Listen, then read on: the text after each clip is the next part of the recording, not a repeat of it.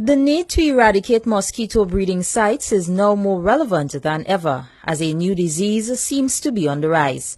So says Chief Medical Officer Dr. George Mitchell in an interview last Friday with CC6 Newsnight. He says health officials are closely monitoring 3 cases of Guillain-Barré syndrome in Martinique. This new disease, which is spread by the Aedes aegypti mosquito, results in paralysis of young people. There is another syndrome that we've spoken about called Guillain-Barré syndrome that are affecting young people.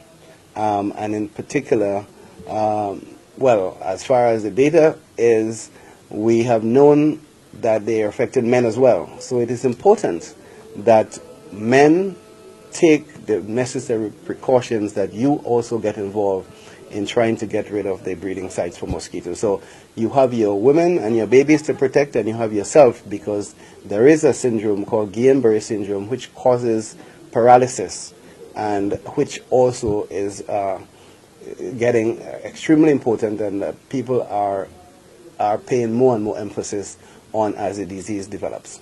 Dr. Mitchell says this disease is even worse than the Zika virus. The same Zika is causing Guillain-Barré syndrome.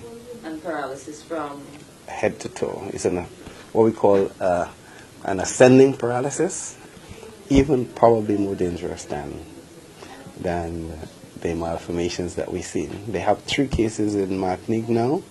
We're going to be sending off one of our intensive care personnel there in 2 weeks' time to basically get some hands-on experience about that. He says treatment of this disease requires time in the intensive care unit. For those kind of persons with flaccid paralysis, Guillain-Barré syndrome, it is intensive treatment that they have to get at the level of our intensive care unit.